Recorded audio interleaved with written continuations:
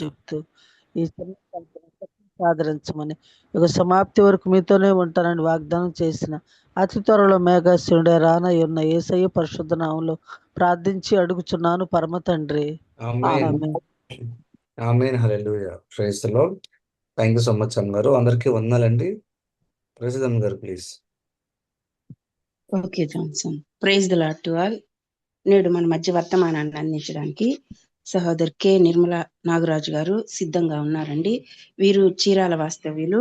వీరు 1983లో applied economics లో MA చదువుకున్నారు. ఆంధ్ర యూనివర్సిటీలో వారు కంప్లీట్ చేసి దేవుని దయని బట్టి 1984లో లెక్చరర్ గా నర్సాపూర్ వెస్ట్ గోదావరి డిస్టిక్ లో ఉద్యోగ జీవితం ప్రారంభించారు. వివాహం 1986లో జరగగా వారి ప్రియమైన భర్త గారు గవర్నమెంట్ డిగ్రీ కాలేజీలో లెక్చరర్ గా సేవలు అందించారు.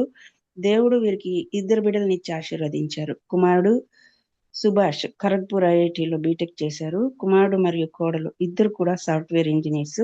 వీరికి ఒక పాప.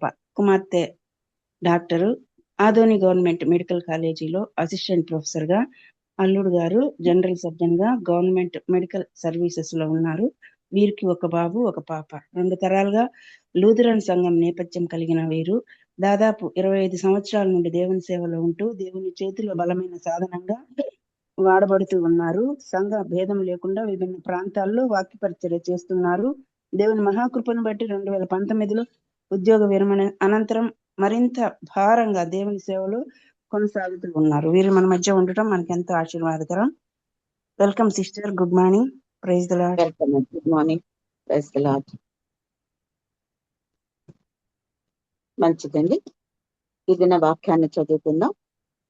నిర్గమాకాండము 29వ అధ్యాయము 45వ వచనాన్ని 45, 46 వచనాలు చదువుకుందాం. నేను ఇశ్రాయేలీల మధ్య నివసించి వారికి దేవుడనై యుందును. కావున నేను వారి మధ్య నివసించినట్లు ఐగుప్తు దేశంలో నుండి వారిని వెలుపలికి రప్పించిన తమ దేవుడైన యెహోవాను నేనే అని వారు తెలుసుకొందురు. నేను వారి దేవుడైన యెహోవాను. నేను వారి దేవుడైన యెహోవాను. చిన్న ప్రార్థన చేసుకుందాం.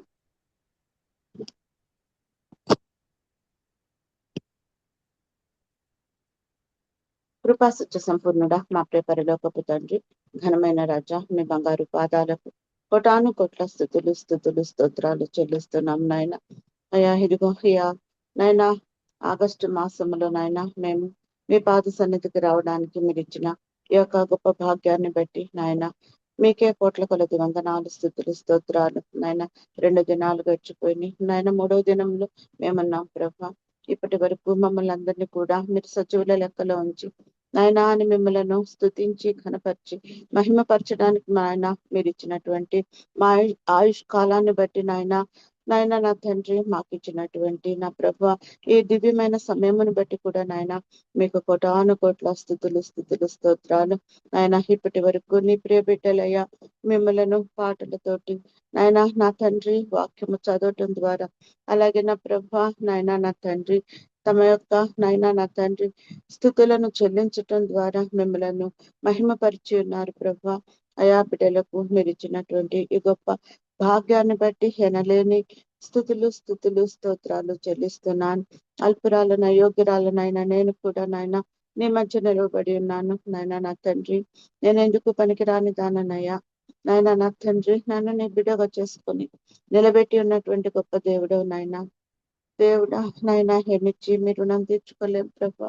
ఇదిగో నాయన నా రక్షణ పాత్రను చేతి పట్టుకొని అయ్యా మీ పాద సన్నిధిలో చేరి నాయన మీకే కోటాను కోట్ల స్తుతులు స్తోత్రాలు చెల్లిస్తున్నా నాయన నా తండ్రి. నాయన నన్ను నీ సిలువ చాటున మరుగు చేయి ప్రభా. నాయన బిడ్డల ముందు నువ్వు నిలబడయ్యా. అయ్యా నువ్వు మాట్లాడిన ప్రభా. అయ్యా 2 అంచుల వాడి అయిన ఖడ్గం అనేటువంటి వాక్యముతోటి నన్ను బిడ్డలను సంధించు ప్రభా. నీ వాక్యంలో ఉన్నటువంటి నిగూఢమైనటువంటి అర్థాలు భావాలు నాయన మీరు మాకు తెలియచేయండి నాయన. తెలుసుకోగలిగినటువంటి నాయన ఆత్మను మీరు మాకు కలుగజేయండి ప్రభా.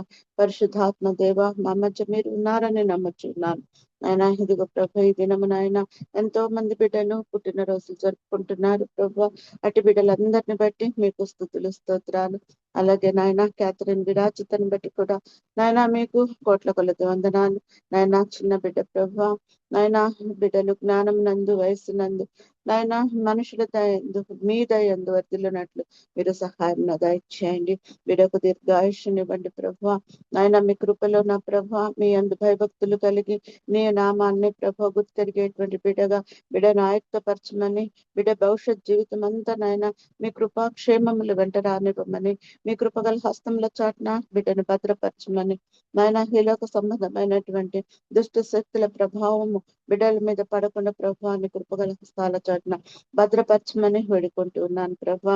అలాగే నాయన నీ వాక్యంలో ధ్యానంలోకి వెళ్తూ ఉండగా నా ప్రభా బిడ్డలందరినీ ప్రభా మీరు సంధించండి అయ్యా నాయనా. నా తండ్రి నా ప్రభా వినగలిగినటువంటి చెవులు, గ్రహించగలిగిన మనస్సు మీరు దయచేయండి నాయన. నా తండ్రి మీ మాటలు నాయన గుర్తుంటి తేనె ధారల కంటే మధురమైనవి కనుక అయ్యా మీ మధురమైన మాటలతోటి నాయన మమ్మల్ని సేదతీర్చమని, నీ కృపగల హస్తంలో చాటున మమ్మల్ని అందరినీ భద్రపరచమని వేడుకుంటున్నాయన.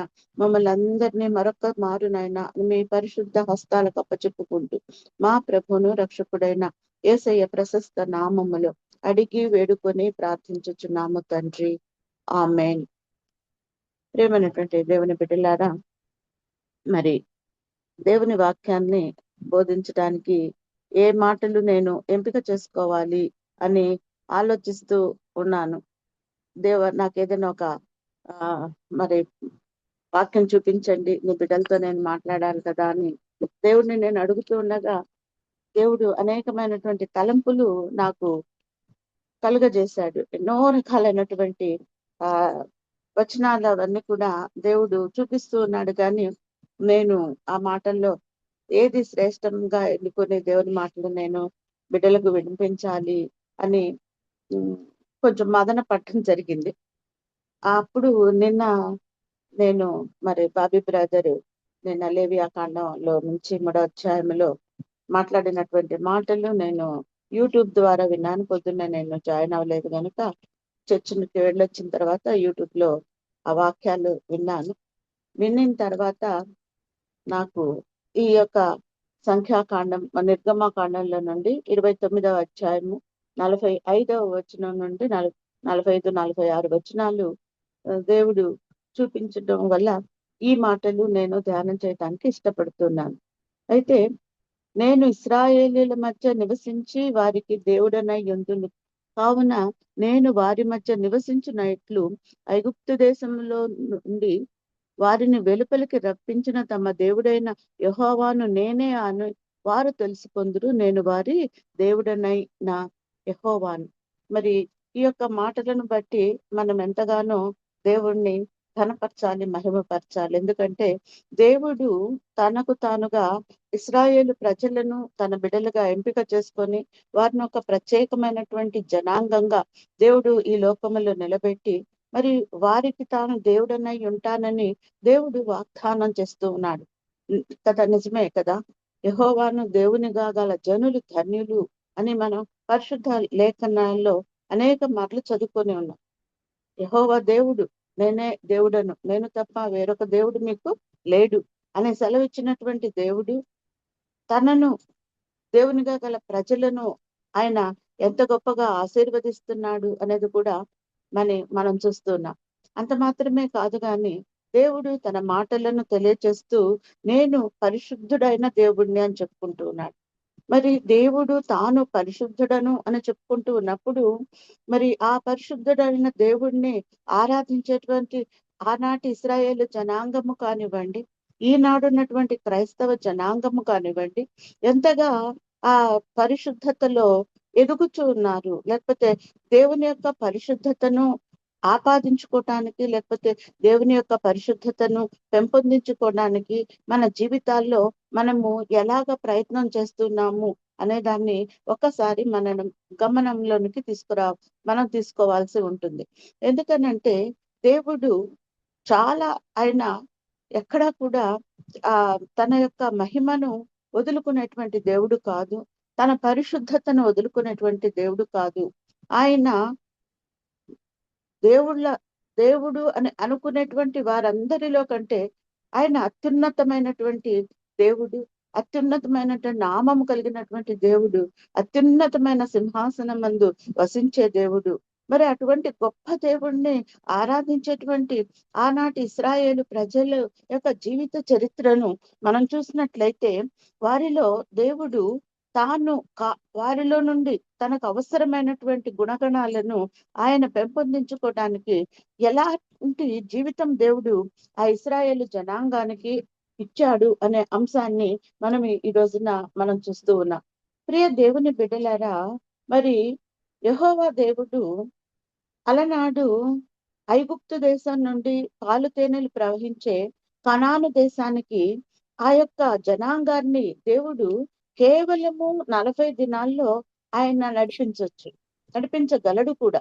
అయినప్పటికీ కూడా దేవుడు వారిలో ఉన్నటువంటి గుణాలను సరిచేస్తూ, ఎందుకనంటే వారు అప్పటికే ఐగుప్తు దేశంలో జీవిస్తూ వారి యొక్క బ్రతుకుల్లో ఆ ఐగుప్తు ప్రజలకు ఉన్నటువంటి అలవాట్లనండి, లేకపోతే ఆచారాలనండి, లేకపోతే ఆ దేవతల యొక్క ఆరాధన అనండి, ఇవన్నీ కూడా అక్కడ ఉన్నటువంటి ఈ యొక్క దేవుని బిడ్డలైనటువంటి ఇశ్రాయేలు జనాంగము అలవాటు పడిపోయారు వాళ్ళు. ఎందుకంటే వాళ్ళతో సహవాసం చేస్తూ ఉన్నారు కనుక, అలాంటి సహవాసంలో వారితో అనునిత్యం మమేకమై వారితో జీవిస్తున్నారు కనుక వారి బ్రతుకుల్లో దేవుడు కోరుకున్నటువంటి ఆ ప్రత్యేకత వారిలో లేదు. కాబట్టి దేవుడు వీరిని 40 దినాల్లో చేరవలసిన పరమ కానానుకు పరిశుద్ధమైన కానాను పట్టణానికి వీరు చేరుకోవడానికి వారిలో ఉన్నటువంటి పరిశుద్ధత, పవిత్రత సరిపోతుంది.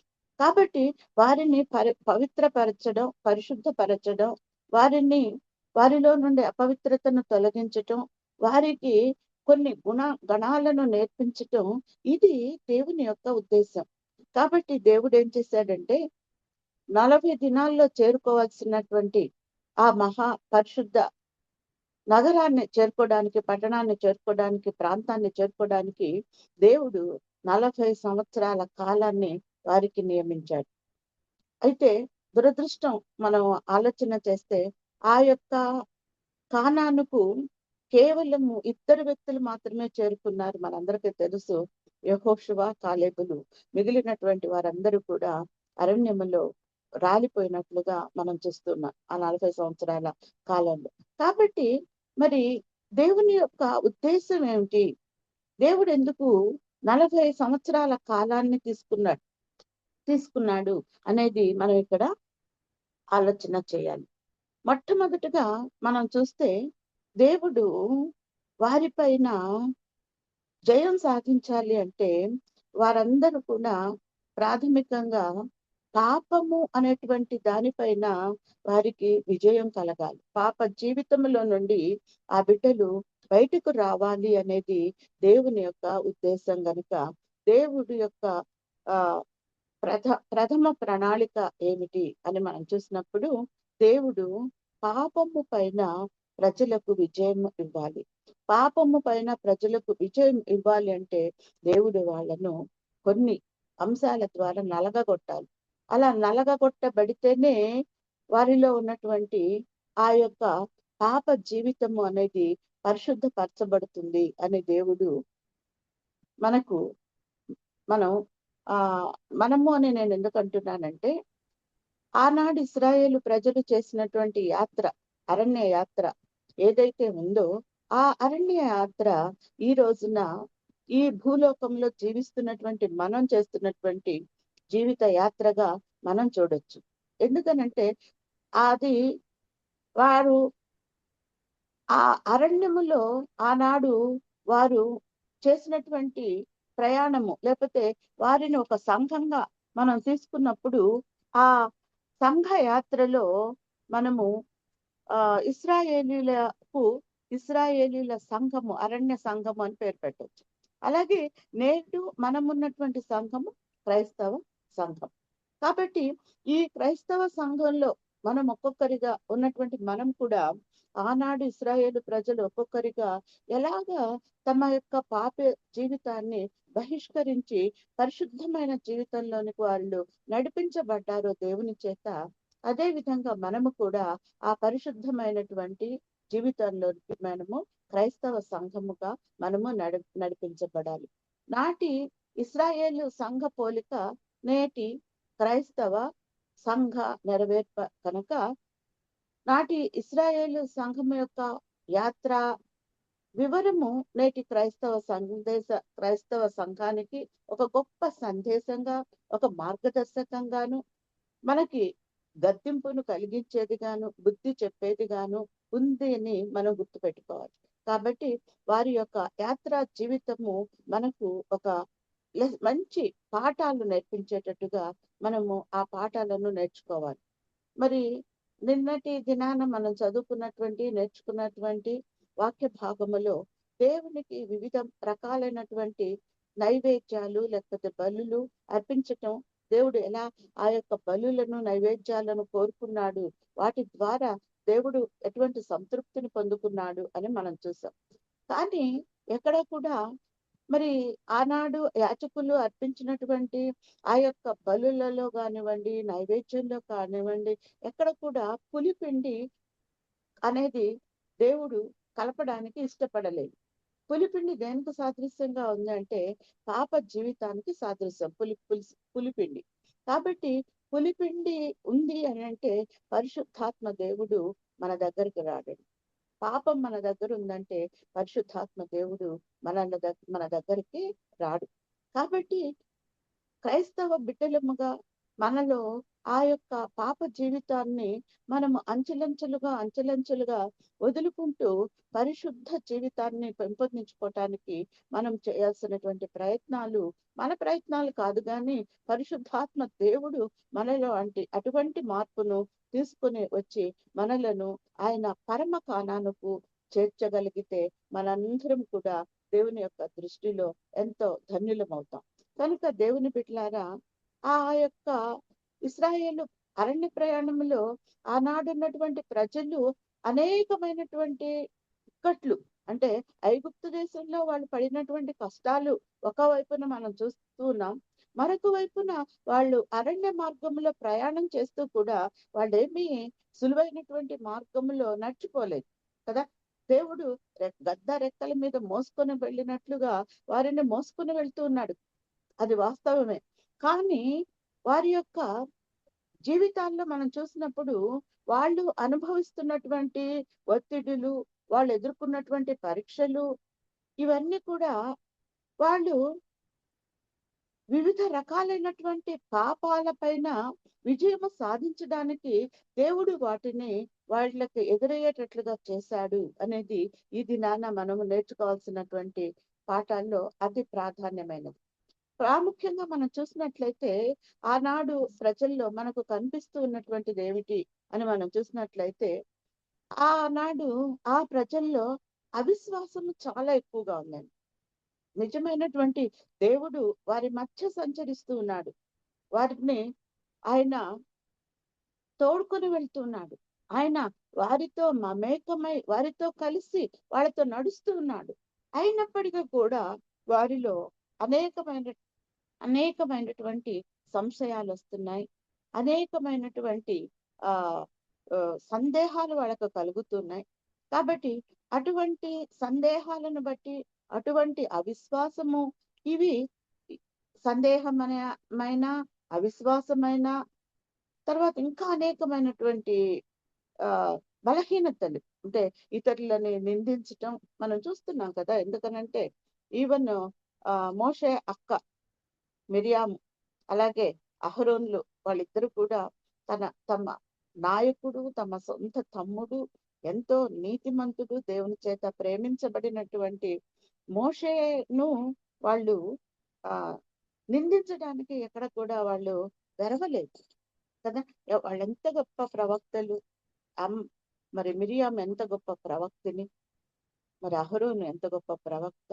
మరి అటువంటి గొప్ప ప్రవక్తలలోనే ఆ స్వభావము ఉంది అంటే సామాన్యమైన ప్రజలమైనటువంటి ఆనాటి ఇశ్రాయేలు ప్రజలైనా ఈనాటి మనమైన మనలో ఆ నింద మోపే గుణము, విమర్శించేటువంటి గుణము, కించపరిచేటువంటి గుణము, వేలెత్తి చూపేటువంటి గుణము, ఇటువంటివి ఇతరులను విమర్శించేటువంటి గుణము, ఇట్లాంటివి ఎన్నెన్నో ఈ గుణాలను దేవుడు మనలను పరీక్ష చేస్తూ ఈ గుణాల నుండి మనలను బయటపడేయటానికి, దేవుడు మనలను పవిత్రపరచడానికి, మనలను పరిశుద్ధపరచడానికి చేయిస్తున్నటువంటి ఆ యొక్క అరణ్య ప్రయాణమే ఈనాటి మన జీవిత ప్రయాణము కూడా. కాబట్టి ఈ జీవిత ప్రయాణములో దేవదేవుడు మనకు తోడుగా ఉన్నాడు అన్న సంగతిని మనము మర్చిపోకూడదు. ఆయన మన మధ్య ఉన్నాడు అన్న సంగతిని కూడా మనం మర్చిపోకూడదు. ఆయన మనతో జీవిస్తున్నాడు, మనతో సంచరిస్తున్నాడు అన్న విషయాన్ని కూడా మనము మర్చిపోకూడదు. అందుకనే పరమగీతాల గ్రంథంలో మనం చూసినట్లయితే 3వ అధ్యాయము 6వ వచనంలో మనం పరమగీతాలు రేపటి నుంచి మనం ప్రారంభించబోతున్నటువంటి బైబిల్ పఠనంలో పరమగీతాల గ్రంథం ఉంది. కాబట్టి ఆ పరమగీతాల గ్రంథం 3వ అధ్యాయము 6వ వచనంలో ఒక మంచి చక్కటి వాక్యము వ్రాయబడి ఉన్నది. ఆ వాక్యాన్ని మనం ఒకసారి చదువుకుందామండి. ధూమ స్తంభము వలె అరణ్య మార్గముగా వచ్చు ఇది ఏమి, గోప రసముతోను సామ్రాణితోను వర్తకులము వివిధములైన సుగంధ చూర్ణములతోనూ పరిమళించుచు వచ్చు ఇది ఏమి. అక్కడ ఒక సందేహం, ఒక ఎవరు కూడా తీర్చలేనటువంటి ప్రశ్నార్థకమైనటువంటి విషయం మనకి ఇక్కడ కనిపిస్తూ ఉన్నది. 3వ అధ్యాయం 6వ వచనం. ఈ పై వచనంలో మనము ధూమ స్తంభము అనేటువంటి ఒక మాట చూస్తున్నాం. ఆ ధూమ స్తంభం ఎక్కడ కనపడతా ఉంది అంటే ఇది అరణ్య మార్గములో కనపడతా ఉంది కదండి. అలాగే మనము ఈ పరమగీతాల గ్రంథాన్ని ధ్యానం చేసినట్లయితే చాలా మంది అనుకుంటారు ఈ పరమగీతాల గ్రంథం బైబిల్లో ఎందుకు వచ్చింది, దీంట్లో అంత మనం నేర్చుకోవాల్సిన మాటలు ఏమున్నాయి అని. కానీ పరమగీతము అంటేనే ఆ మాటల యొక్క అర్థం పరము అంటే పరలోకము నుండి ఇవ్వబడినటువంటి గీతం, అది పరమగీతం. సొలొమోన్ మహారాజు రచించినటువంటి, జ్ఞాని అయిన సొలొమోన్ మహారాజు రచించినటువంటి గీతం అది పరమగీతం. పరలోక వరుడైనటువంటి యేసుక్రీస్తు ప్రభువుని, వధువు సంఘాన్ని అక్కడ దేవుడు కలుపుతూ వారిద్దరి మధ్య ఉన్న పవిత్ర సంబంధాన్ని గూర్చి వివరించబడినటువంటిదే పరమగీతాల గ్రంథం. కాబట్టి ఈ యొక్క పరమగీతాల గ్రంథంలో మనకు అస్సలు ఏమాత్రం కూడా అర్థం కానటువంటి మాటలు చాలా మనము ధ్యానం చేయాల్సినటువంటి విషయము అందులో ఉంది. మనం ధ్యానం చేయకపోతే ఏదో పైన వాక్యాలు చదువుకుంటూ పోతే పరమగీతాల గ్రంథం మనకు అర్థం కాదు. అయితే ఇక్కడ దేవుడు చూపిస్తున్నటువంటి ఒక పదం ఏమిటి అంటే ధూమ స్తంభము. ఈ ధూమ స్తంభం ఎక్కడుందంట? అరణ్య మార్గముగా వస్తున్నదంట. అరణ్య మార్గముగా వచ్చుచున్న ఇదేమి. అలాగే గోప రసముతోను సామ్రాణితోను వర్తకులు అమ్మేటువంటి వివిధ రకాలైనటువంటి సుగంధ చూర్ణములు అంటే ఎన్నున్నాయి ఇంకా అక్కడ, లవంగి పట్ట, ఇట్లాంటివన్నీ కూడా మనం చూస్తాం కదా. పలావ్ దినుసులు పలావ్ చేయాలంటే రకరకాలైనటువంటి సువాసనలు వెదజల్లేటువంటి వస్తువులని మన వంటగదుల్లో దాచుకొని ఆ పదార్థాలను వంటల్లో మిళితం చేస్తూ ఉంటాం. మరి దేవునికి అర్పించేటువంటి అర్పణల్లో ఎంత సువాసనలు వచ్చేటువంటి ఈ యొక్క సాంబ్రాణి, తర్వాత ఈ యొక్క లవంగ పట్ట, లేకపోతే యాలకులు, ఇవన్నీ గంధం, ఇవన్నీ కూడా మనం చూస్తే చాలా సువాసన వచ్చేటువంటి, ఒక్కొక్కటి ఒక్కొక్క రకమైనటువంటి అర్థంతో వాటిని చదవడానికి మనకు చాలా టైం పడుతుంది కాబట్టి వాటిని గురించి వివరించడానికి లేదు. కానీ అటువంటి సువాసన అక్కడ ఆ అరణ్యంలో ఆ వర్తకులు ఆ యొక్క అమ్మేటువంటి ఆ యొక్క సుగంధ వాసన ఆ అరణ్య మార్గంలో వెదజల్లుతూ ఉన్నది అనేది మనం ఇక్కడ చూస్తున్నాం. కనుక దేవుని బిడ్డలారా, ఈ మేఘస్తంభము, అరణ్యములో సంచరించేటువంటి ఈ మేఘస్తంభము దేనికి మనము సాదృశ్యంగా చూడొచ్చు అని అంటే, మేఘస్తంభం అంటే ఏంటి అని మనం చూడొచ్చు అని చూస్తే మనందరికీ తెలుసు, యెహోవా దేవుడు తన బిడ్డలైన వారిని, ఆ ఇశ్రాయేలు జనాంగాన్ని, ఆ మెడవంచని జనాంగాన్ని ఆ అరణ్య మార్గంలో నడిపిస్తూ కూడా ఆయన జాలి కలిగినటువంటి దేవుడు గనుక ఆయన పగలు మేఘ స్తంభముగాను, రాత్రి అగ్ని స్తంభముగాను వారి ముందు నడిచాడు, వారి వెనక వైపు నడిచాడు, వారి మధ్య ఆయన ఉన్నాడు, ఆయన వారిలో ఉన్నాడు, ఆయన వారితో ఉన్నాడు. ఆ యొక్క మేఘ స్తంభమే అక్కడ ఉన్నటువంటి పరమ గీతాల్లో మనం చూస్తున్నటువంటి ధూమ స్తంభం. ఆ మేఘ స్తంభమే ఆ ధూమ స్తంభం. కాబట్టి చూడండి, కొరింథీయులకు రాసినటువంటి మొదటి పత్రిక 10వ అధ్యాయము 2వ వచనంలో చూస్తే అక్కడ పేతురు గారు పౌలు గారు చెప్తున్నారు, అందరూను అంటే ఆ ఇశ్రాయేలు జనాంగం 36 లక్షల మంది జనాంగం మోషేను బట్టి మేఘములోను సముద్రములోను బాప్తిస్మము పొందిరి అని రాయబడి ఉంటుంది. కాబట్టి మేఘములో బాప్తిస్మం పొందారు. ఏ మేఘము అంటే మేఘ స్తంభం, వారిని నడిపించినటువంటి మేఘ స్తంభం. ఆ మేఘ స్తంభము ఎవరు అని మనం చూస్తే అది యేసుక్రీస్తు ప్రభువే, పరిశుద్ధాత్మ దేవుడే, దేవుని దూత ఆ యొక్క రూపములో ఉండి వారిని ఆ కానాను దేశానికి నడిపించడానికి నిత్యము వారితో ఉండి వారిని ఆ పరమ కానానుకు నడిపించినట్లుగా మనం చూస్తున్నాం. కాబట్టి ఆ మేఘ స్తంభానికి ఉన్నటువంటి పేరే ధూమ స్తంభం, పరమగీతాల్లోని ధూమ స్తంభం.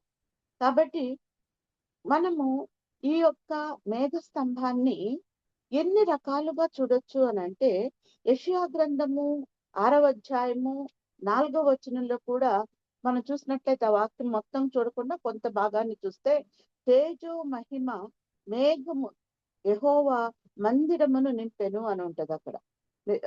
ఒకసారి లేకపోతే మనము క్షమించండి, యెషయా గ్రంథము 6వ అధ్యాయం 4వ వచనంలో మనం చూస్తే అక్కడ ఉన్నటువంటి సెరూపులు దేవుడిని పరిశుద్ధుడు పరిశుద్ధుడు పరిశుద్ధుడు అని స్తుతిగానాలు చేస్తూ వారు అలా తమ కంఠ స్వరాలను ఎత్తి యెహోవా తండ్రిని వారు స్తుతిస్తూ ఉన్నప్పుడంట, వారి కంఠ స్వరము వలన గడప కమ్ముల పునాదులు కదులుచు మందిరము ధూమము చేత నిండగా అని వ్రాయబడి ఉంది. అంటే వారు స్తుతిస్తున్నటువంటి విధానము వల్ల ఏం జరిగింది, అక్కడ మందిరం అంతా కూడా ధూమము చేత అంటే పొగ చేత, స్తుతుల పొగ చేత ఆ యొక్క ధూమం చేత ఆ యొక్క స్థలము నిండిపోయినట్లుగా యెషయా ప్రవక్త తాను చూసినటువంటి దర్శనాన్ని మనకి ఇక్కడ వివరిస్తూ ఉన్నాడు. కాబట్టి స్తుతుల యొక్క సింహాసనాసీనుడైనటువంటి దేవుని ముందు ఉన్నటువంటి ఆ ధూపమే మేఘ స్తంభముగా మనం చూస్తూ ఉన్నాం. అంత మాత్రమే కాదు కానీ నిర్గమాకాండము 19వ అధ్యాయము 18వ వచనంలో చూసినట్లయితే, నిర్గమాకాండము 19వ అధ్యాయము 18వ వచనంలో మనం చూసినట్లయితే, యెహోవా అగ్నితో సీనాయి పర్వతము మీదికి దిగి వచ్చినందున అది అంతయు ధూమమయమై ఉండెను, దాని ధూమము కొలిమి ధూమము వలె లేచెను, పర్వతమంతయు మిక్కిలి కంపించెను. కాబట్టి ఏ ధూమమయమైతే అయి ఉన్నదో, ఏదైతే అక్కడ ధూమము దిగి ఉన్నదో, ఏదైతే అక్కడ ఆ ధూమము కొలిమి వలె లేచిందో, ఇవన్నీ కూడా దేన్ని సూచిస్తున్నాయంటే యెహోవా తండ్రి దేవుని యొక్క మహిమను చూపిస్తుంది. యెహోవా దేవుని యొక్క మహిమను చూపిస్తున్నాయి. కాబట్టి ధూమమన్నా, మేఘము అన్న, మహిమ అన్న, ఇవి ఒకదానితో ఒకటి ఏకమై ఉన్నట్లుగా మనం ఇప్పుడు చూసినటువంటి వాక్యాలన్నీ కూడా రుజువు చేస్తున్నాయి. ఈ వాక్యాన్ని నేను ఎందుకు మీకు ప్రత్యేకంగా ఇక్కడ చెప్పాలని అనుకుంటున్నానంటే, మరి ఆనాటి కాలంలో ఆ మేఘ స్తంభము లేకపోతే ఆ ధూమ స్తంభము అలాగా సువాసనలు వెదజల్లుతూ ప్రయాణం చేస్తూ ఉన్నది అని, ఆ ప్రయాణం చేస్తున్నటువంటి ఆ ధూమ స్తంభాన్ని చూసి ఈ లోకములో ఉన్నటువంటి చాలా మంది విస్మయం పొందుతూ ఉన్నారు, ఆశ్చర్యపోతున్నారు. ఎందుకు వారు ఎందుకు విస్మయం ఎందుకు వాళ్ళంతా ఆశ్చర్యపోయారు, ఎందుకు వాళ్ళకి అంత విస్మయం కలిగింది అని మనం ఆలోచన చేసినట్లయితే, అక్కడ ఉన్నటువంటి వారు శ్రేష్టమైనటువంటి గొప్పదైనటువంటి దేవుని యొక్క నీడ, దేవుడు వారితో ఉన్నట్లుగా, అటువంటి గొప్ప నీడను, గొప్ప దేవుని యొక్క ఆ దేవునిని అనుభవించినటువంటి, నిన్న బ్రదర్ చెప్తున్నారు కదా, నాకు ఆ పరిశుద్ధాత్మ తాకిడి ఆ పాట పాడుతా ఉంటే నన్ను ఆవహించింది అని బ్రదర్ చెప్పినట్లుగా, మరి నిజంగా పరిశుద్ధాత్మ దేవుడు, మరి యెహోవా దేవుడే, యేసుక్రీస్తు ప్రభువే వారి మధ్య అలా సంచరిస్తూ ఉన్నప్పుడు అస్సలు మనము ఆ యొక్క మహిమ, ఆ వెలుగు, ఆ యొక్క తాకిడిని అనుభవించినటువంటి ఆ ప్రజలు ఎంత ధన్యులు కదా, వాళ్ళు ఎంత గొప్ప అంత అంత ఆధిక్యత, అంత గొప్ప వాళ్ళు పొందుకుని ఒక ప్రత్యేకమైన జనాంగంగా దేవుడు వారిని ఏర్పాటు చేసుకున్నారు కనుక, మరి అంత గొప్ప ఆధిక్యత దేవుడు వారికి ఇచ్చారే. మరి ఈ రోజున మన పరిస్థితి ఏంటి? మనం ఒక్కొక్కసారి అనుకుంటాం కదా, అయ్యో దేవుడు వారితో నడిచిపోయాడే, మరి అటువంటి వాళ్ళు ఎంత గొప్పవాళ్ళు, మాకు దేవుడు అలాంటి తాకిడి మాకు ఇవ్వలేదే, మాకు దేవుడు మాతో లేదే, మా దేవుడు మాతో నడుచడం లేదే అని మనం ఒక్కొక్కసారి నిరాశ నిస్పృహలకు లోనయ్యేటువంటి అవకాశం కూడా ఉంది. కానీ నిజంగా మనం 114వ సంకీర్తన 8 వచనాలు ఉంటాయండి. మనం చదివితే అక్కడ కీర్తనాకారుడైనటువంటి దావీదు మహారాజు అసలు ఎంత సంభ్రమాశ్చర్యాలకు లోనయ్యాడంటే, ఆ ఇశ్రాయేలు ప్రయాణం అంతా కూడా ఆయన వివరిస్తూ, సముద్రమా నువ్వు యోర్దాను నది నువ్వు వెనక్కి వెళ్ళిపోవడానికి నీకేం సంభవించింది, లేకపోతే సముద్రమా నువ్వు 2 పాయలుగా చీలిపోవడానికి నీకేమి సంభవించింది అని ప్రశ్నలు అడుగుతూ ఆ యొక్క గొప్ప స్థితిని ఆయన సంభ్రమాశ్చర్యాలతో వివరిస్తూ ఉన్నాడు. 114వ సంకీర్తనలు చాలా అద్భుతమైనటువంటి వర్ణన అన్నమాట. నిజంగా కదా, దేవుడు చేసినటువంటి ఆ గొప్ప కార్యాలు మనం చూస్తూ ఉంటే అవి మన ఊహకు అందవు, మన చెవుకి అవి వినపడవు, మన హృదయానికి అవి గోచరం కావు. అంత అద్భుతమైనటువంటి రీతిగా దేవుడు ఆనాటి బిడ్డలను నడిపిస్తున్నాడు. మరి దాన్నే మరి 114వ సంకీర్తనలో దావీదు మహారాజు గారు కూడా వివరిస్తూ ఆయన కూడా ఆశ్చర్యపోతున్నారు. ఇక్కడ ఎవరైతే ఈ అన్య జనాంగం అనండి, లేకపోతే అక్కడ ఉన్నటువంటి ఐగుప్తు దేశపు ప్రజలనండి, యావత్ జనాంగం అనండి, వారందరూ కూడా ఆశ్చర్యపోవడానికి కారణం ఏంటంటే, వాళ్ళందరూ కూడా దేవుని యొక్క మహిమను చూస్తూ ఉన్నారు, అయితే వాటిని అనుభవించేటువంటి స్థితి వాళ్ళకు లేదు కనుక, దేవుడు ఇశ్రాయేలు జనాంగం పట్ల చేసిన ఆ గొప్ప కార్యాన్ని వాళ్ళు చూసి ఆశ్చర్యపోతూ ఉన్నట్లుగా మనం చూస్తున్నాం. అయితే మనం తెలుసుకోవాల్సినటువంటి విషయం ఏంటంటే, ఆనాటి ఇశ్రాయేలు సంఘం కంటే మరి మనము మరింతగా విమోచింపబడి మరింత శ్రేష్టమైన గొర్రెపిల్లైన క్రీస్తు ప్రభు యొక్క పరిశుద్ధ రక్తంతో కడగబడి, మరి వాళ్ళు ఎర్ర సముద్రంలో ప్రయాణం చేశారు. మరి మనమైతే ఎర్ర సముద్రములోని బాప్తిస్మము కంటే క్రీస్తు ప్రభు యొక్క పరిశుద్ధమైనటువంటి రక్తములో మన అందరం కూడా పాపాలను కడుగుకొని మరి ఎన్నో రెట్లు శ్రేష్టమైనటువంటి మోషే కంటే ఎన్నో రకాలుగా శ్రేష్టమైనటువంటి పరిశుద్ధుడైనటువంటి ప్రధాన యాజకుడైనటువంటి క్రీస్తు ప్రభువు యొక్క నాయకత్వంలో ఈ రోజున్నటువంటి క్రైస్తవ సంఘము, అంటే ఈ పెండ్లి కుమార్తె సంఘము సాగుచూ ఉన్నది. ఈ పెండ్లి కుమార్తె సంఘంలో ఉన్నటువంటి సభ్యులే ఈ యొక్క ధూమ స్తంభములోని సభ్యులు. మరి మనం ఇంకెంత ధన్యులు కదండి. ఆనాటి ఇశ్రాయేలు ప్రజలుని దేవుడు పరిశుద్ధ జనాంగంగా వారిని మాత్రమే ఎంపిక చేసుకోలేదు, కానీ పావనుడైన పరిశుద్ధుడైన క్రీస్తు ప్రభు రక్తంతో మనలను కడిగి, మనలను పవిత్రపరిచి, మనలను ఆయన బిడ్డలుగా చేసుకొని వధువు సంఘములో మనలను చేర్చినటువంటి మన గొప్ప దేవుడు, మన ప్రభువు మనకు తోడుగా ఉండగా, మనలను చూసి మరి ఈనాడున్నటువంటి నామకార్థ క్రైస్తవులనండి, లేకపోతే ఈనాడు ఉన్నటువంటి మన చుట్టుపట్ల ఉన్నటువంటి మన సహోదర సహోదరులు అనుకోండి, మరి వీళ్ళందరూ కూడా మరి ఆనాడు దావీదు మహారాజు ఆశ్చర్యపోయినట్లుగా, ఆనాడు ఉన్నటువంటి అన్య జనాంగం ఆశ్చర్యపోయినట్లుగా, మరి ఈనాడు ధూమ స్తంభములతో ప్రయాణం చేస్తున్నటువంటి మనలను చూసి ఎవరినైనా మనం ఆశ్చర్యానికి గురి చేస్తున్నామా?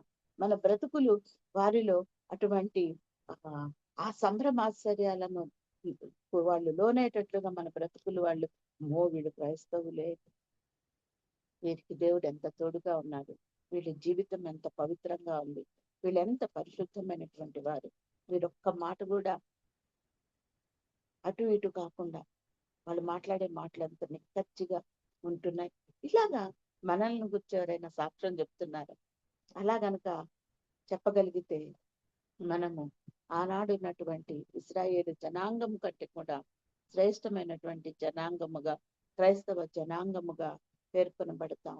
దేవునికి మనము మన బ్రతుకులు ఇంపైన సువాసనగా ఆయన ఆగ్రానించేటువంటి వారిగా మన జీవితాలు ఉండడానికి దేవుడు తన పరిశుద్ధాత్మ అభిషేకాన్ని మనందరి మీద కుమరించాలని నేను దేవుడిని ప్రార్థిస్తూ ఉన్నాను. కాబట్టి నామకార్థ క్రైస్తవ బ్రతుకులలో నుండి మనం విడిపించబడాలి, నమ్మకత్వాన్ని పెంచుకోవాలి. మనలో ఉన్నటువంటి ఆ పాప జీవితం చాలా, అంటే నేను పెద్ద పెద్ద పాపాలు, ఎవరినో హత్య చేయటం అవి కాదు, కానీ హత్య చేయటమో లేకపోతే ఇంకా ఇంకా భయంకరమైనటువంటి పాపాలు అవి దేవుడు చెప్పాడు మనకు.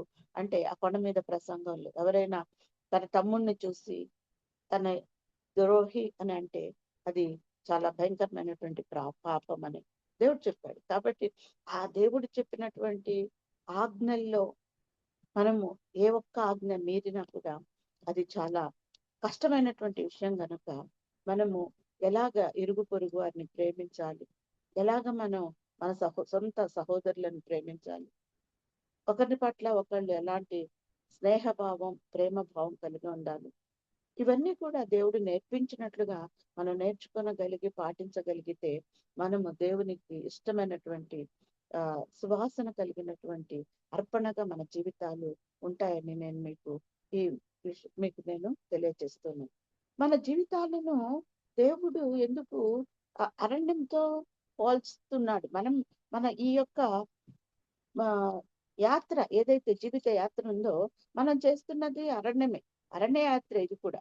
ఎందుకు దీన్ని నేను అరణ్య యాత్ర అంటున్నానంటే, ఈ అరణ్య యాత్రలో అనేక రకాలైనటువంటి కష్టాలు, నిందలు, సర్పాలు, తర్వాత భయంకరమైనటువంటి మృగాలు, తేళ్లు, తర్వాత భయంకరమైన రాళ్ళు, భయంకరమైన బ్రహ్మ తండ్రి చెట్లు, బలురక్కసి చెట్లు, ముళ్ళు, ఇలా చెప్పుకుంటూ పోతే పరిశుద్ధ గ్రంథంలో ఈ లోకాన్ని ఈ అరణ్యంతో పోల్చాడు.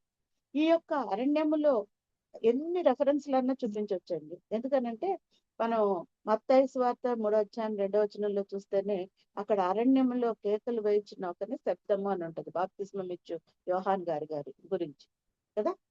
మరి ఆయన అరణ్యంలో కేకలేస్తున్నాడంటే మనుషులు వినకుండా అక్కడ అరణ్యంలో ఉండి ఆయన కేకలు వేస్తున్నాడని కాదు, ఆయన జనుల మధ్య తిరుగుతూనే జనులు నేర్చుకోవడానికి జనులకు చూపిస్తూ ఆయన పరిశుద్ధాత్మ పూర్ణుడై యోహాను భక్తుడు ఆ యొక్క మాటలు మాట్లాడుతున్నట్టుగా యోర్దాను నది దగ్గర ఆయన బాప్తిస్మం ఇస్తున్నట్లుగా మనం చూస్తూ ఉన్నాం. అంటే ఈ లోకమునే అక్కడ మనము అరణ్యంతో పోల్చవచ్చు అన్నమాట. మరి ఈ లోకాన్ని అరణ్యంగా మార్చింది ఎవరండి? దేవుడు సుందరవనంగా, ఏదైనా వనంగా ఈ లోకాన్ని సృష్టిస్తే ఈ సుందర వనాన్ని కదా ఎవరు మార్చారు? సరే, పరిశుద్ధ గ్రంథంలో పరిశీలన చేద్దామా? యెషయా గ్రంథము 14వ అధ్యాయం 17వ వచనంలో మనం చూస్తే, ఒకసారి మనం యెషయా గ్రంథం 14వ అధ్యాయం 17వ వచనములో చూస్తే, మొత్తం అక్కర్లేదు కానీ కొంచెం మనం చూద్దాం. లోకమును అడవిగా చేసి దాని పట్టణములను పాడు చేసిన వాడు ఇతడేనా అని ఉంటది అక్కడ కదండి. ఈ లోకాన్ని దేవుడు సృష్టించిన ఈ అందమైన లోకాన్ని వాడు ఎలా మార్చేశాడంటే సాతానుడు అడవిగా చేసి దాన్ని పట్టణములను పాడి చేసిన వాడు ఇతడేనా? నిజమే. సాతానుడు ఈ యొక్క లోకాన్ని అడవిగా చేశాడు. ఈ అడవిలో ఈ బలురక్కసి చెట్లు పెరగడానికి, బ్రహ్మతండి చెట్లు పెరగడానికి, అలాగే ఈ అడవిలో క్రూర జంతువులు తిరగడానికి, మన మధ్య క్రూర జంతువులు తిరగడానికి వాడు అవకాశం కల్పించాడు. అందుకనే మత్తయి సువార్తలోనే మనం చూస్తాం, 10వ అధ్యాయం 16వ వచనంలో మనం గమనిస్తే దేవుడు తన శిష్యులను ప్రజల మధ్యకు పంపిస్తూ అంటున్నాడు, తోడేళ్ల మధ్యకు నేను గొర్రెలను పంపించినట్టుగా నేను మిమ్మల్ని పంపిస్తూ ఉన్నాను. తోడేళ్లు, క్రూరమైనటువంటి తోడేళ్ల మధ్యకు నేను మిమ్మల్ని పంపిస్తూ ఉన్నాను. గొర్రెలు మిమ్మల్ని ఆ తోడేళ్లు ఎలా చీల్చి చెండాడుతాయో మీకు తెలియదు.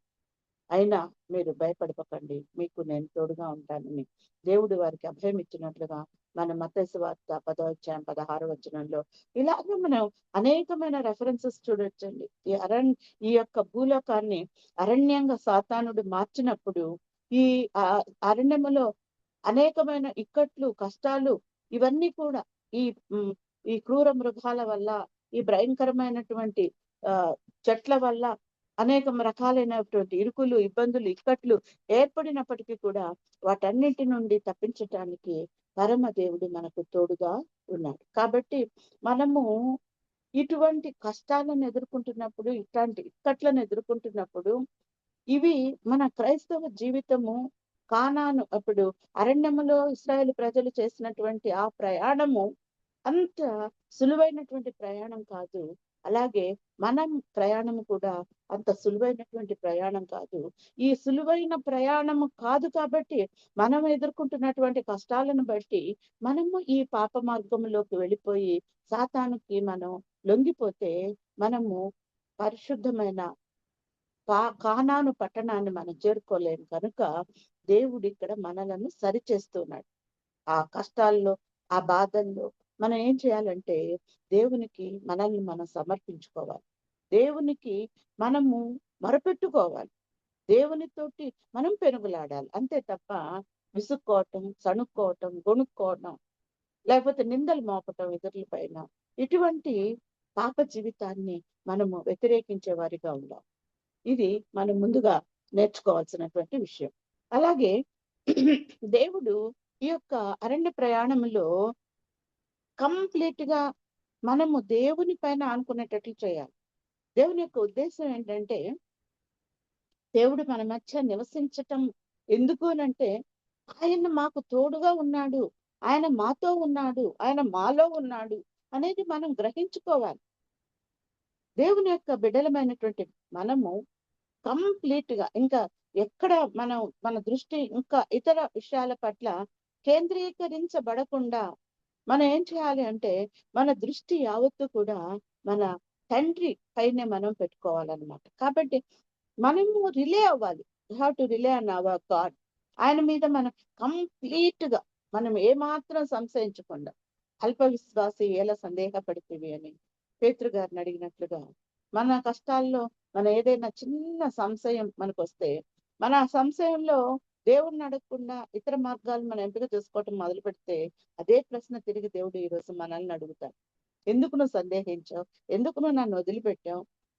ఎందుకు నా మార్గం ఇంకా నువ్వు తెలుసుకోవటం లేదు అని దేవుడు మనలను అడిగేటువంటి అవకాశాన్ని మనం కల్పించినటువంటి వారం అవుతాం. కాబట్టి మనం ఏం చేయాలంటే కంప్లీట్ గా దేవుని పైన ఆధారపడడం మనము నేర్చుకోవాలి. అందుకే కదా ద్వితీయోపదేశ కాండంలో అక్కడ మనకి ధర్మశాస్త్రంలో రాయబడి ఉన్నటువంటి మాట మనం చూస్తున్నాం కదా. ఇశ్రాయేలు విను, నీ దేవుడైన యెహోవా మీరు ఆరాధించేటప్పుడు మీ పూర్ణ హృదయంతో, మీ పూర్ణ ఆత్మతో, ఈ పూర్ణ వివేకముతో నీ దేవుడైనటువంటి యెహోవాను నువ్వు ఆశ్రయించు.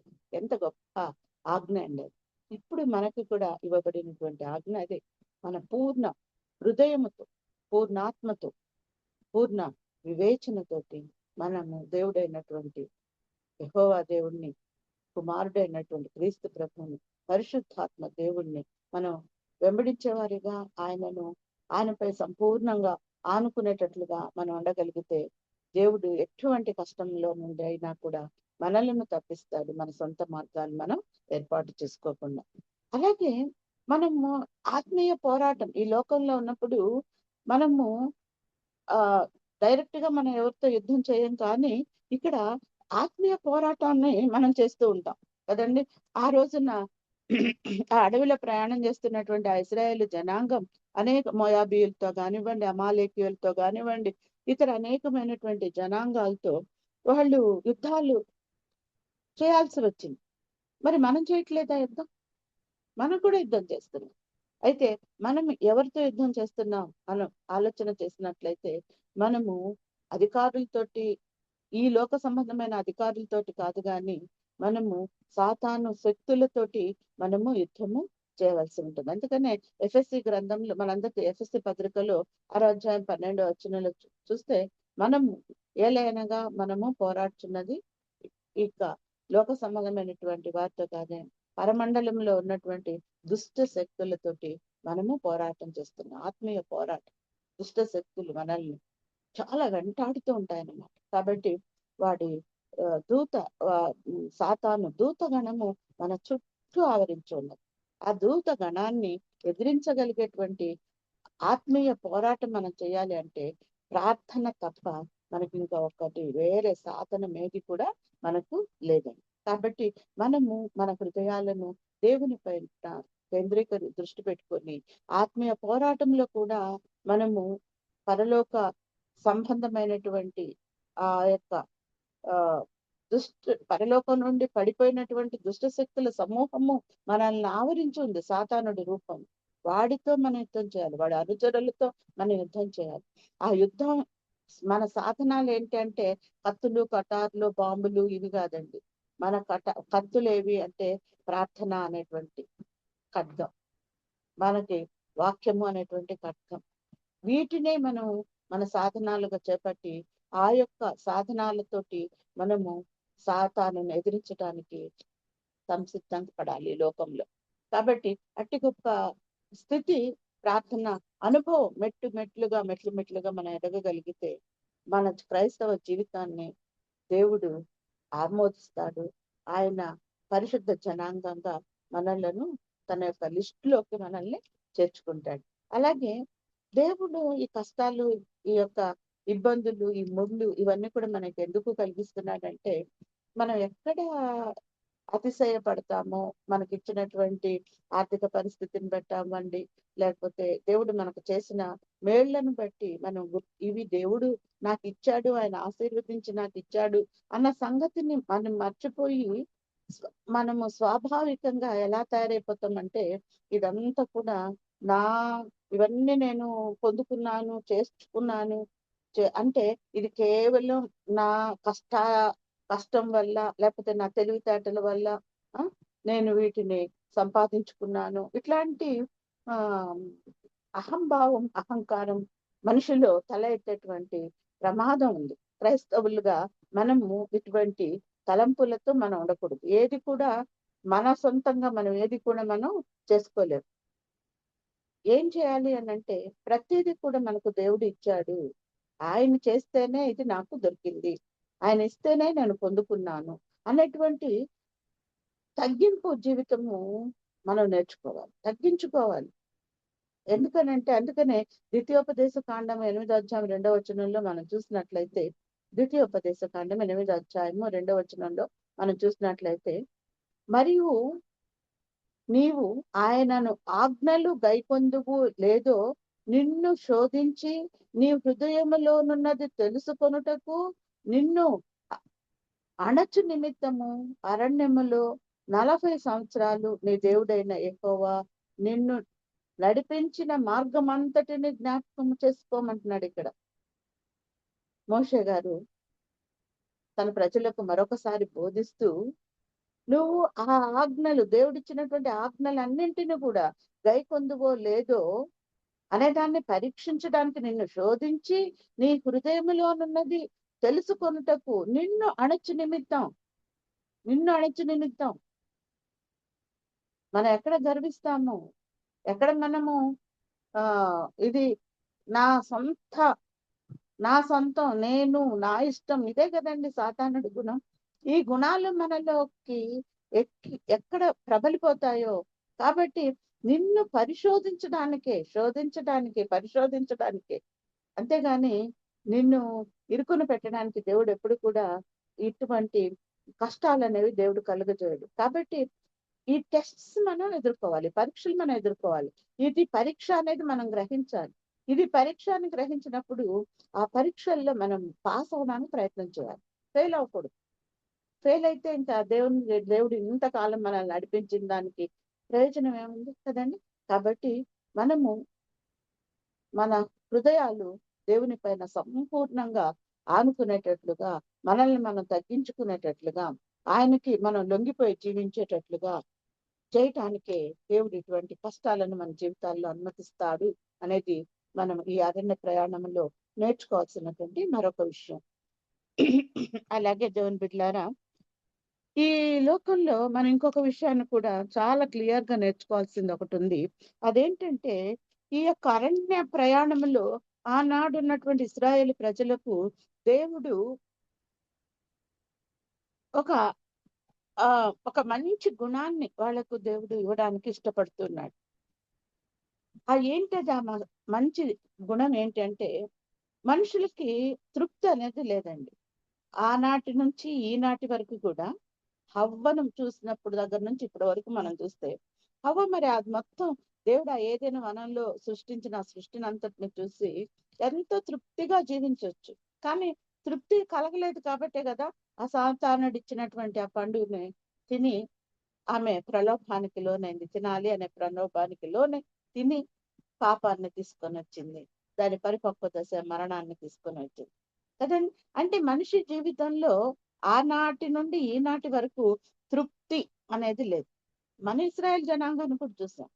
ఆకలయ్యా అంటే ఆకాశం నుండి మన్నాన్ని కురిపిస్తే ఆ దేవదూతలు తినే ఆహారాన్ని తింటూ కూడా ఇంకా వాళ్ళలో సంతృప్తి రాలేదు. కడుపు కొంచెం నిండిన వెంటనే రుచి కావాల్సి వచ్చింది. ఏమన్నారు? అయ్యో మాకు మాంసం లేదే అన్నారు. దేవుడు ఆకాశం నుండి కూరేళ్లను కురిపించాడు. మళ్ళీ ఐగుప్తు దేశానికి మేము తిరిగి వెళ్ళిపోతాం. అక్కడ ఉన్నటువంటి ఆ కాయగూరలు, ఆ కీరా దోసకాయలు, అవి ఇవి అన్ని కూడా గుర్తు చేసుకుంటున్నాం. ఎప్పుడు తృప్తి చెందుతారు కదా? దేవుడు ఏం ఆశిచ్చాడు వాళ్ళ దగ్గర నుంచి?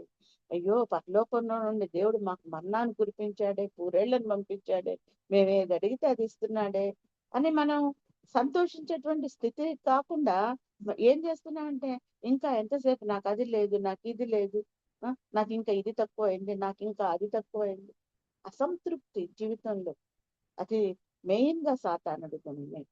ఈ అసంతృప్తిని దేవుడు మనలో నుంచి తీసివేయటానికి ఆనాడు ఇశ్రాయేలు జనాంగానికి ఆ తృప్తి అంటే ఏంటో తెలుసుకోవడానికి దేవుడు వారిని ఆ 40 సంవత్సరాలు అరణ్య మార్గంలో నడిపించాడు. దేవుని బిడ్డ, ఈ రోజున మనం కూడా ఈ తృప్తి అనేటువంటి ప్రాధాన్ని మన జీవితాల్లోకి మనం తీసుకొని వద్దాం. ఎందుకనంటే తృప్తి లేని జీవితంలో ఎప్పుడు అశాంతి, ఎప్పుడు నెమ్మది లేనితనం, ఏదో ఒక చింత, వేదన, దిగులు ఉంటుంది. ఎప్పుడు కొంచెంలో మనం తృప్తి కలిగి ఉంటూ నేర్చుకుంటే ఎంత గొప్ప కదండి.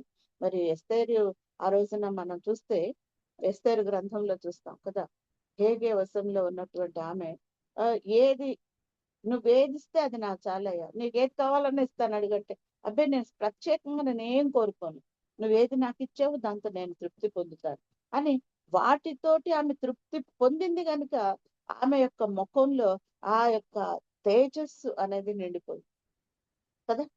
ఎప్పుడైనా చూడండి, కొంతమంది మొహంలో అసలు ఏదో దిగులు ఉంటది. ఎప్పుడు ఆశ్చర్యం వస్తుంది, ఏంటి దేవుడు వీళ్ళకి ఇన్ని ఇచ్చినా కూడా ఎందుకు వీళ్ళు ఇంకా ఏదో కొరత కొరత కొరత అంటా ఉంటారు అని. అంటే తృప్తి లేనటువంటి జీవితం.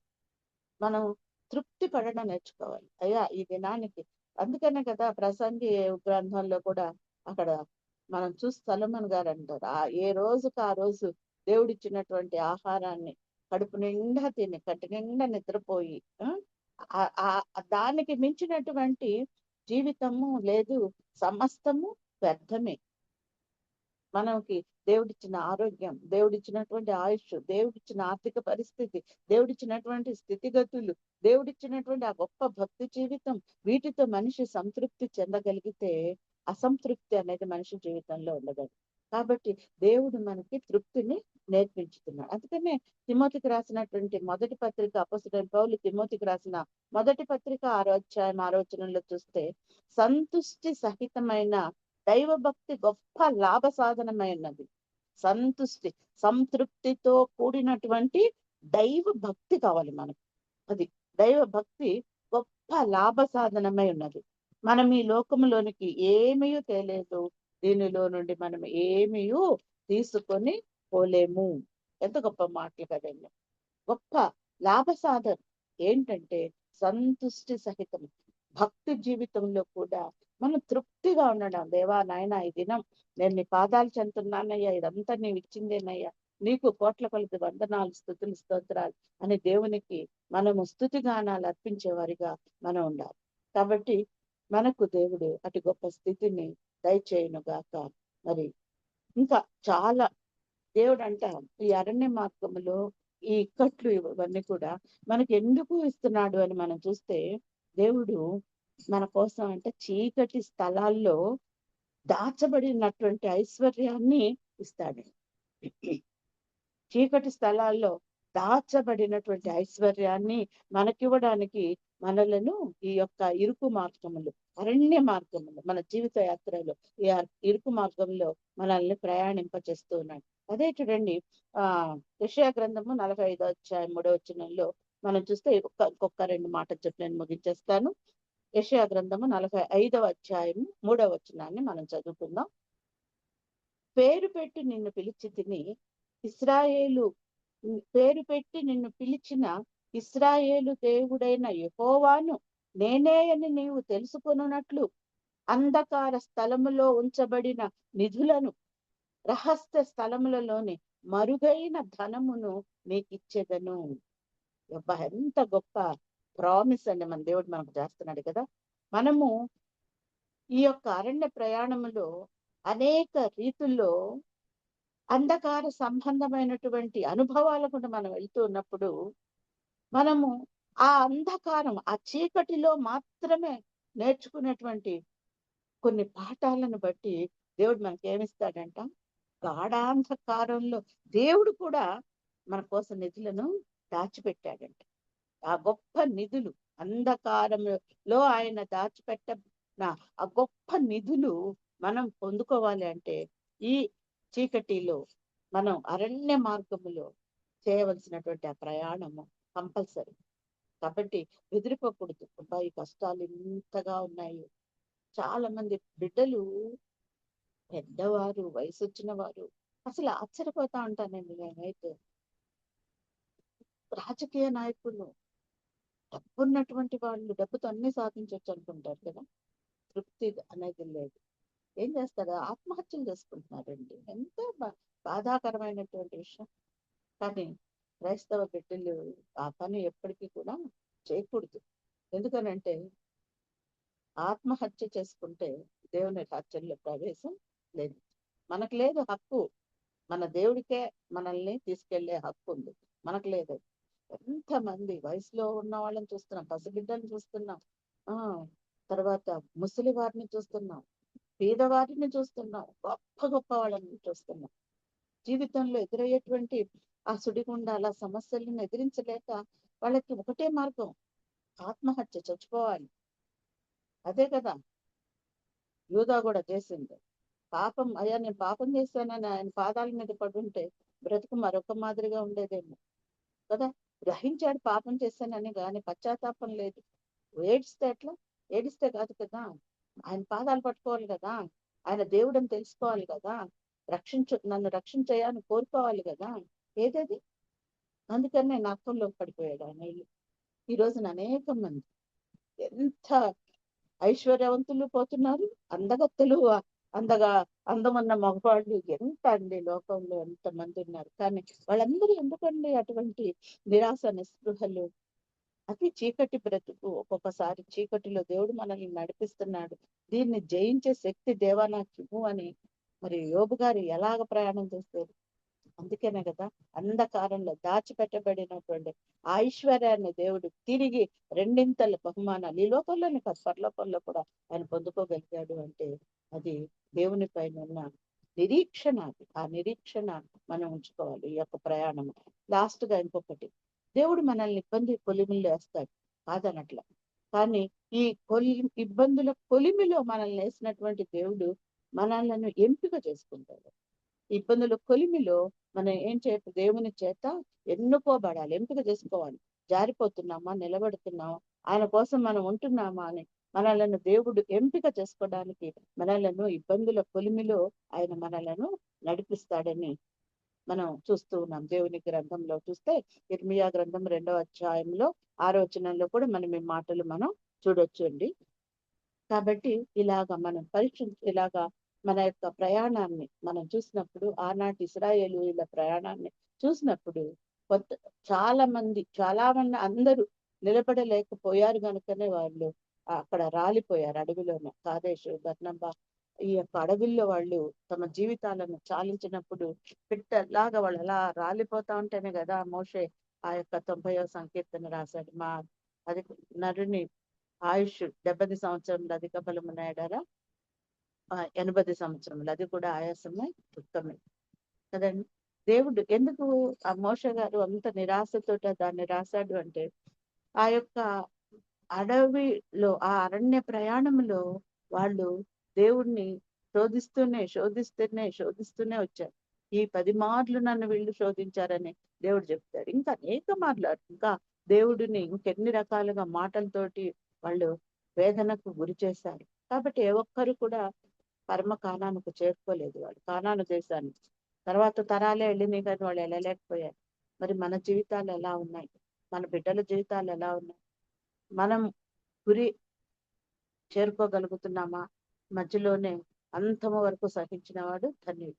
మధ్యలో వదిలిపెట్టేస్తే మన ప్రయాణం వ్యర్థమైపోతుంది. కాబట్టి ఈ ఇరుకులు, ఇబ్బందులు, ఇక్కట్లు వీటన్నిటి నుండి తప్పించేటువంటి దేవుడు నాకున్నాడన్న ఒక్క ప్రగాఢమైనటువంటి నమ్మకత్వం మనం కలిగి దేవుని పట్ల మనం గురి నిలుపుకుంటే ఈ అరణ్య ప్రయాణాన్ని దేవుడు మనకు అందమైన ప్రయాణంగా మార్చగలిగే శక్తి మన దేవునికి ఉంది కనుక మనం ఎప్పుడు కూడా ఆయన వైపు చూస్తూ ముందుకు కొనసాగడానికి దేవుడు తన కృపను అనుగ్రహించి మనల్ని అందరినీ నడిపించును గాక. ఆమె. నాకు ఈ వాక్యం చెప్పడానికి కృప చూపిన దేవునికి నేను కోట్ల కొలది వందనాలు చెల్లిస్తూ పాల్గొన్న మీ అందరికీ కూడా నా నిండు నమస్కారాలు తెలియజేస్తూ నేను ముగిస్తూ ఉన్నాను. బ్రదర్ కి బాబీ రత్నాకర్ గారికి నా ప్రత్యేక వందనాలు. దేవుడి వాక్యాన్ని దీవించును గాక.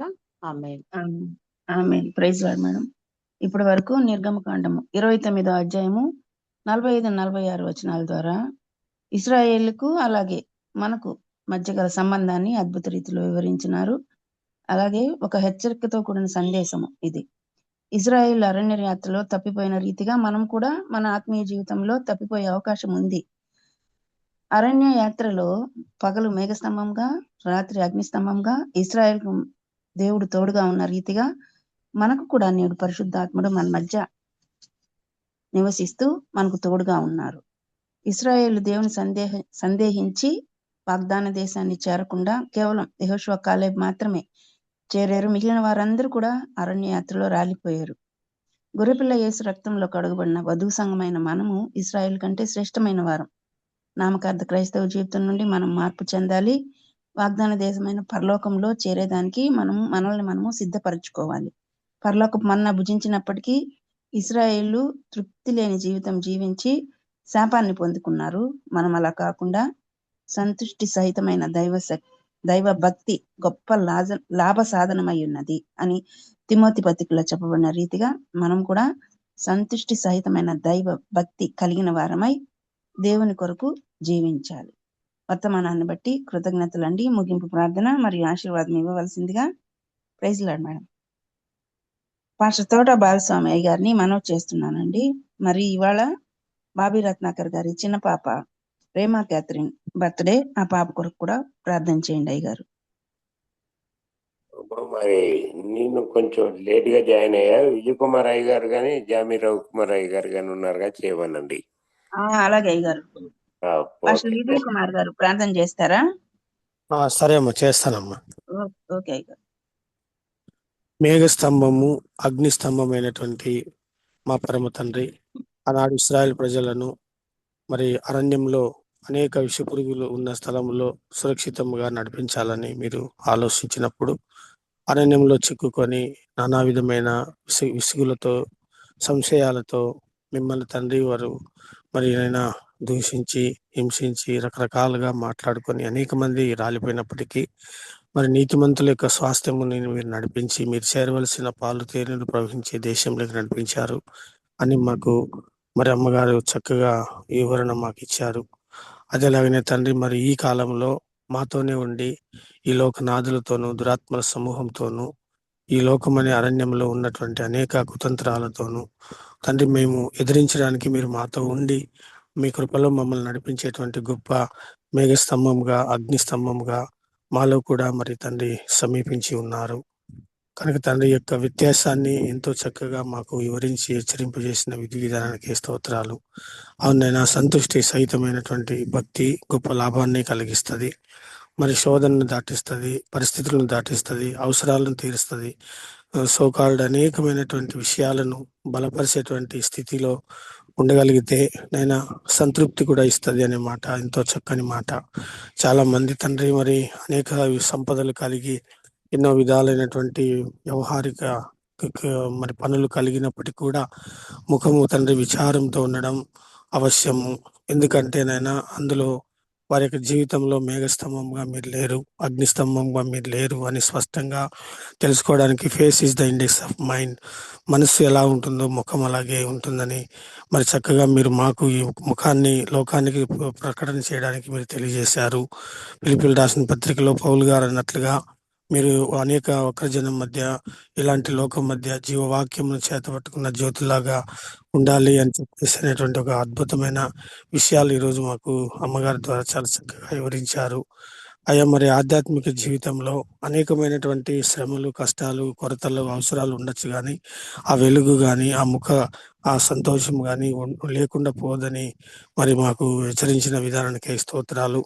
మేము తండ్రి లోకము దాటబోతున్నాము, వారు అరణ్యము దాటిపోయి రాలిపోయినారు. మరి అలా కాకుండా జాగ్రత్తని 1 కొరింథీ 10వ అధ్యాయంలో వారు అగ్నిస్తంభంలోను మేఘస్తంభంలో నడిచి మరి నీటిలో బాప్టిజం తీసుకున్నప్పటికీ కూడా దేవుని మీకు ఇష్టం లేకుండా అనేక మంది రాలిపోయినారు, సంహరించబడ్డారు అని మరి దృష్టాంతరముగా మాకు ఆ మాటలు పౌలు గారు మాట్లాడి ఉంటున్నారు. అయ్యా మీరు ఎంత చక్కగా ప్రేమిస్తున్నారు అంటే విషయాలను తెలియజేసి మరి స్పష్టంగా వాటిని దాటుకోమని నేనున్నానని నిరంతరము సదాకాలం మీతో ఉన్నానని చెప్తున్న దేవదేవ, మీ వైపు చూసేటువంటి కన్నులు మాకు దయచేయండి. వినగలిగిన చెవును, గ్రహించుకునే హృదయాన్ని, స్వస్థత కలిగిన మనస్సును, సర్వ శరీరమును, సర్వాంగం అంటే వాక్యమును ధరించుకొని మీ కొరకై నిరీక్షించి ఎదురు చూసేటువంటి సత్ఫలితాలను పొందడానికి ఆశ కలిగిన ప్రాణాలుగా మేము ఉన్నట్లయితే మమ్మల్ని మీరు తృప్తిగా మరి చేరుస్తారనే మాట సంకేతంగా ఈరోజు మీరు మాట్లాడేవారు. చక్కగా అమ్మగారు ఎన్నో ఉదాహరణలు తీసుకున్నారు. అయ్యా మరి మీ స్తోత్రాలు. అదే కాలమున మరొకసారి తండ్రి అరణ్యముని గురించి మరి మేము ఎన్నో విషయాలు కంటికి చూస్తున్నా కూడా మరి ఏదోని తోటలో ఎంతో ఆహారం ఉన్నప్పటికీ మరి తండ్రి ఆ యొక్క మీరు వద్దన్న పండును ఆకర్షించింది. మరి తండ్రి మీరునైనా వారు శోధించబడ్డానికి కారణమైంది. అనేక విషయాలు స్పష్టంగా అక్కడ అది సులువుగా ఉంది కానీ మరి తండ్రి అది ఎంత ఘోరమైన స్థితికి అది ఆటంకముగా ఉన్నది. సులువుగా చిక్కులు పెట్టేటువంటి పాపమును, ప్రతి భారమును విడిచిపెట్టాలా, మీ వైపు చూడాలా అనేటువంటి సందేశాన్ని మీరు మాకు ఇచ్చారు. మీకు స్తోత్రాలు.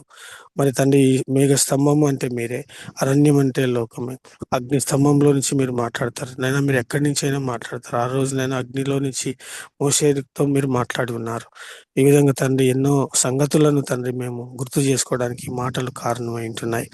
మేఘము నిర్జలంగా ఉంటే అది ప్రయోజనకరంగా ఉండదు. కానీ తండ్రి మరి చల్లని మేఘముగా మీరున్నారు. వర్షింపజేసి ఫలమిచ్చి మా హృదయాలను, మా జీవితాలను ఫలింపజేసే మేఘముగాను, మరి రాత్రికాలం ముందు భయం లేకుండా నిద్రించడానికి, నెమ్మదిగా విశ్రాంతి తీసుకోవడానికి, ఆటంకాలను ఎదుర్కొనడానికి మీరు సిద్ధపడి మాకు నెమ్మదినిచ్చిననే మీరు కాపుదలుగా ఉన్నారు. ఇశ్రాయేలు కాపాడే దేవుడు కొనకడు నిద్ర కూడా మీరు సెలవిచ్చి ఉంటున్నారు.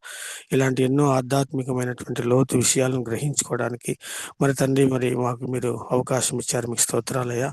మరి ఉదయాన్ని ఆశ్రయించినందుకు మీకు స్తోత్రాలు. అమ్మగారిని ఆశ్రయించండి. ఇంకా అమ్మ నోటి మాటలు ఇంకా అనేక ఆత్మలకు ఆదరణ కలుగునట్లు మీ పరిచర్యలో వాడుకోనండి. మరి కుటుంబాన్ని, వారి పరిస్థితులను, సంఘాన్ని మరి దాన్ని ఆశీర్వదించవలసిందిగా వేడుకుంటున్నాం. మరి ఇలాంటి సంగతులు మేము వినడానికి ఉదయంగానే తండ్రి మమ్మల్ని పలకరించి, ఇదిగో తండ్రి మమ్మల్ని మరి ఒక్కొక్కరికి ఏ పని ఇవ్వాలో ఆ పని చేస్తున్నటువంటి, ప్రిసైడింగ్ చేస్తున్నటువంటి, ముందున్నటువంటి ప్రతి నీ యొక్క బిడ్డలను తండ్రి ఆశీర్వదించండి, పేరు పేరున దీవించండి. వారికి ఇచ్చినటువంటి సహనము అలాంటి ఒక తలాంతుకై మీకు స్తోత్రాలు చెల్లించుకుంటున్నాం. అలాగే ఈ వాక్యాలు వినగలగడానికి మీరు మాకు తండ్రి ఉదయాన్నే ఈ సంగతులను మరి తెలుసుకోవడానికి ఆసక్తిగా ఈ కార్యాలు చేస్తున్నటువంటి రత్నాకర్ గారు పెద్దలందరినీ కూడా దీవించి ఆశీర్వదించండి. అదేలాగానే తండ్రి మరి ఆ అమ్మగారు మాకు మరి మేడం గారి ఆరోగ్య విషయంలో మీరు సహకరించి సంపూర్ణ ఆరోగ్యం వైపు నడిపించిన ఆయన కుటుంబంలో సార్ని, అలాగే పిల్లలు, వారి పిల్లలను దీవించి ఆశీర్వదించండి. ఈ ప్రాంతంలో తండ్రి ఎన్నో కుటుంబాలలో వారు వెలుగు నింపుతూ మీ మాటలు నైనా మాట్లాడి నైనా మరి ఆదరించేటువంటి ఆ యొక్క విషయాలను తండ్రి బట్టి మీకు స్తుతులు చెల్లించుకుంటున్నాం.